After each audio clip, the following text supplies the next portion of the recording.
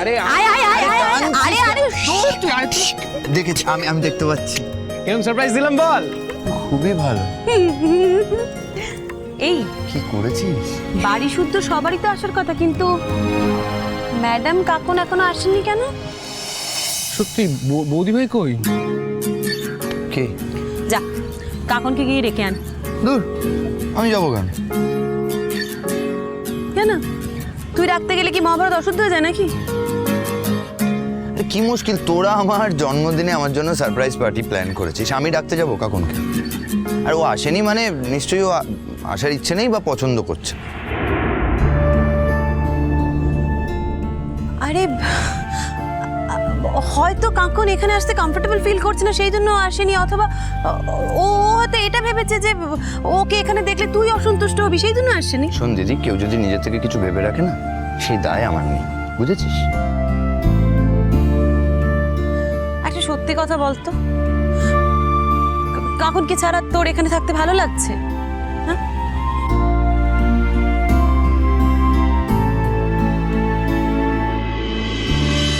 Happy birthday Pupul.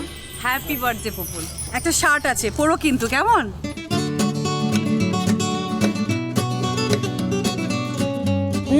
আমার ভাইকে প্রথম উপহারটা আমি দেবো। টান টানান, সুন্দর পেন, কারণ আমি জানি আমার ভাই সুন্দর সুন্দর পেনে লিখতে খুব ভালোবাসে, তাই তোমার জন্য পেন।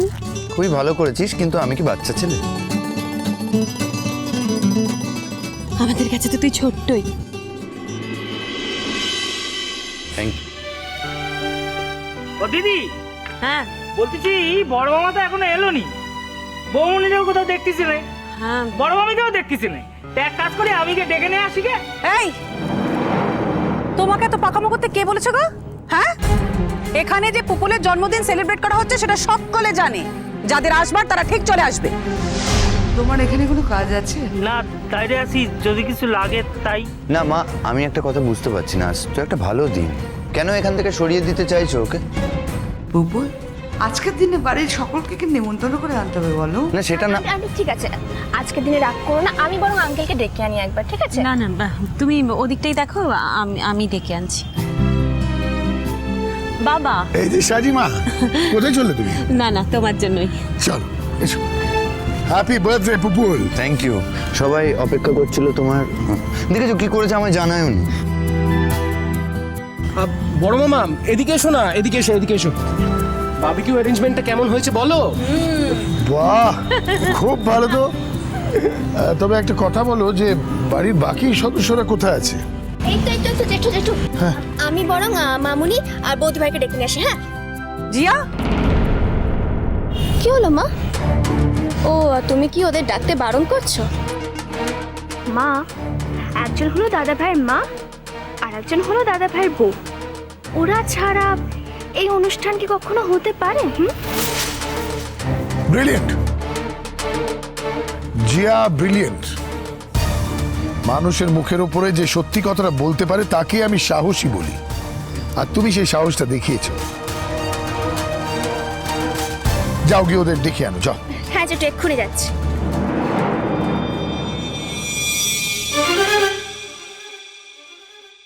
পুপুল, তোমার গিফটটা নাও।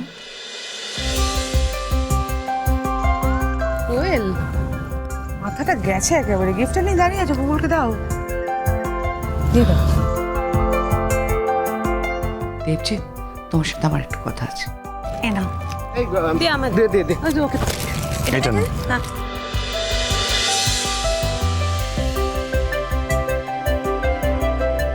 বলছি, প্রত্যেক বছর এই দিনে তুমি তো পুপুলকে একটা বড় অ্যামাউন্ট দাও, এনেছো? আমি তো শুধু ফুল দিয়েছি, ভুলে যাও না তো? না না, যেটা যার প্রাপ্য সেটা আমি কোনোদিনই দিতে ভুলি না, আজও ভুলিনি, যথারীতি এনেছি।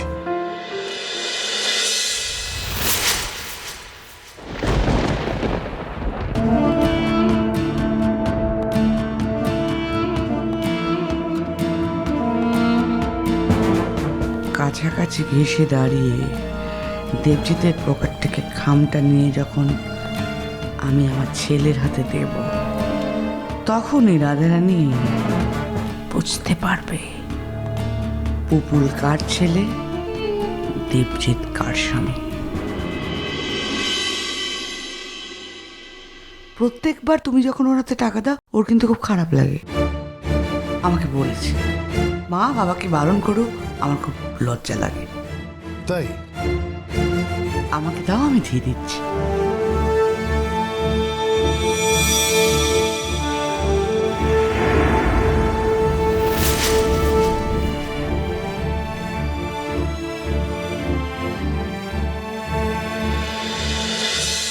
পুপুল,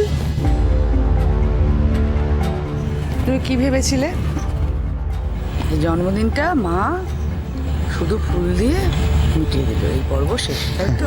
না না, তা কিন্তু নয়, প্রত্যেকবার তোমার যেটা পাও না সেটাই তুমি পাবে। এটা তোমার বাবার আর আমার তরফ থেকে।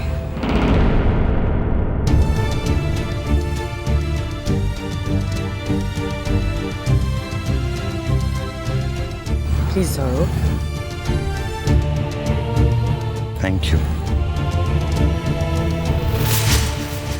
অমন করে কি দেখছিস গো মা?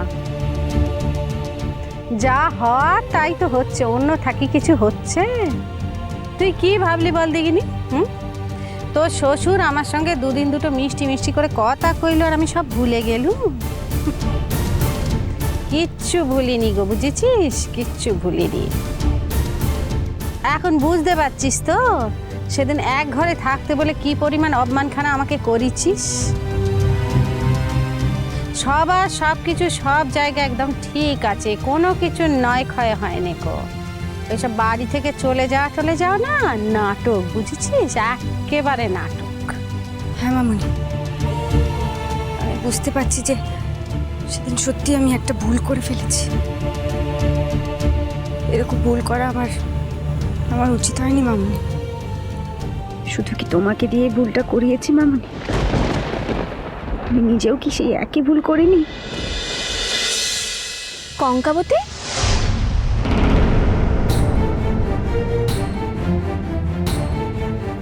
তুমি এখানে দাঁড়িয়ে আছো? হ্যাঁ, চলো চলো আমাদের সাথে এসো, আমরা কত এনজয় করবো। আমি এখানে ঠিক আছি। ঠিক আছে মানে? তোমরা এসছো? আমরা গান করব, এনজয় করব, কত প্ল্যান আছে আমাদের। আমাদের সাথে গান গাইতে হবে না? এসো। আমি ওসব পারি না গো। কাকে দিয়েছো রাজার পাট?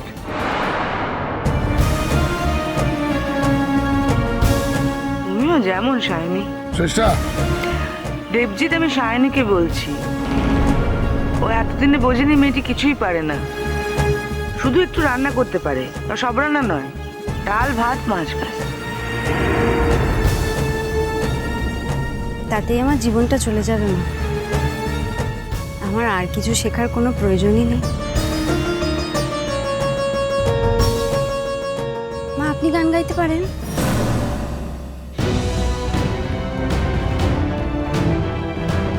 না, যদি গাইতে পারেন তাহলে একটা গান শোনান না। আমি কোনোদিন আপনার গানও তো শুনিনি মা। এই তোমার কি সাহস গো? হ্যাঁ, তুমি দিদিভাইয়ের সঙ্গে এইভাবে কথা বলছো? কাকিমণি, সাহস তো শুধু আমি দেখাচ্ছি না, এই বাড়ির অনেকেই মাঝে মাঝে দেখাচ্ছে।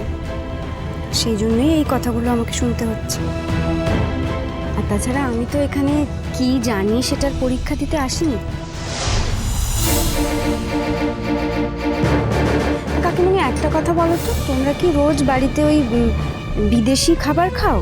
না তো, আমি ওই বাড়িতে যে ডাল ভাত মাছ সব রান্না করি সেগুলোই তো খাও।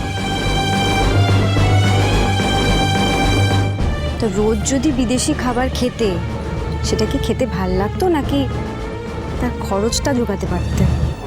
শোনো মেয়ে, তুমি কি আমাদের খরচ নিয়ে খোঁটা দিচ্ছ? না মা, আমি খোটা দিচ্ছি না। ওই কথায় কথা বাড়ে না, তাই কথাটা উঠলো, তাই বললাম।